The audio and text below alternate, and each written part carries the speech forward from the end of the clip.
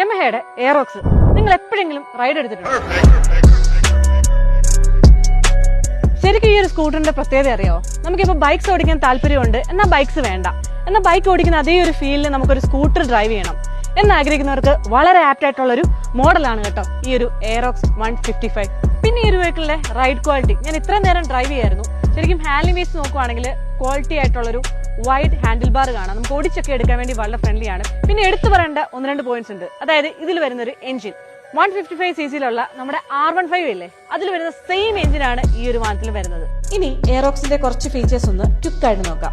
സ്കൂട്ടേഴ്സിന്റെ സെഗ്മെന്റിലെ തന്നെ കുറെ ബെസ്റ്റ് കാര്യങ്ങൾ ആഡ് ഓൺ ആയിട്ട് വന്നിട്ടുള്ള സ്കൂട്ടറാണ് കേട്ടോ ഇത്. അപ്പൊ ഇതിൽ നമുക്ക് ഫസ്റ്റ് വീൽസ് നോക്കി കഴിഞ്ഞാൽ ലാർജ് അലോയ് വീൽസ് കാണാം. അതേപോലെ റിയർ സൈഡിലെ ടയർ നോക്കി സൂപ്പർ വൈഡ് 140mm ഉള്ള റിയർ ടയേഴ്സ് കാണാം. ഇനി ഈ ഒരു വാഹനത്തിന്റെ ക്വാളിറ്റി സസ്പെൻഷൻ ട്വിൻ ഷോക്ക് അബ്സർവറോട് കൂടിയിട്ടുള്ള ഒരു സസ്പെൻഷൻ ആണ് വരുന്നത്.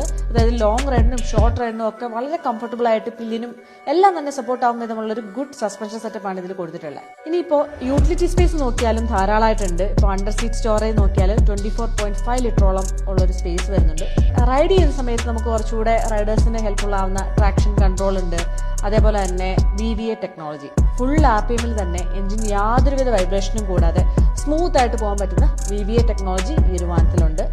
കൂടാതെ യമഹ കണക്ട് ആപ്പ് ഇപ്പോൾ ഓൾമോസ്റ്റ് എല്ലാ യമഹയുടെ വാഹനങ്ങളിലും ഉണ്ടല്ലോ, ആ ഒരു കണക്റ്റിംഗ് ആപ്പും നമുക്കിപ്പോൾ ഈ ഒരു എയറോക്സിൽ നിന്ന് കിട്ടുന്നുണ്ട്. അപ്പോൾ എയറോക്സ് 155 എങ്ങനെയുണ്ടോ ഓവറോള്? ഒരു ലോങ് റൈഡിലേക്കൊക്കെ ആഗ്രഹിക്കുന്നവർക്ക് എന്തായാലും ചൂസ് ചെയ്യാവുന്ന ഒരു മോഡലാണ് കേട്ടോ ഇത്. അപ്പം ബൈക്ക് വേണ്ട എന്നാൽ ബൈക്കിന്റെ അതേ ഫീൽ കിട്ടുന്ന ഒരു സ്കൂട്ടർ വേണമെന്ന് ആഗ്രഹിക്കുന്നവർക്ക് മസ്റ്റായിട്ടും കൺസിഡർ ചെയ്യാൻ പറ്റുന്ന ഒരു മോഡലാണ്. അതുകൊണ്ട് മസ്റ്റായിട്ടും ഈ ഒരു വാഹനം ടെസ്റ്റ് എടുക്കാത്തുണ്ടെങ്കിൽ ടെസ്റ്റ് എടുക്കുക. തൊട്ടടുത്തുള്ള യമഹ ഷോറൂമിലെല്ലാം തന്നെ നമുക്ക് ടെസ്റ്റ് ഡ്രൈവും ബുക്കിംഗ് ഓപ്ഷൻസും കാര്യങ്ങളൊക്കെ ഉണ്ട്.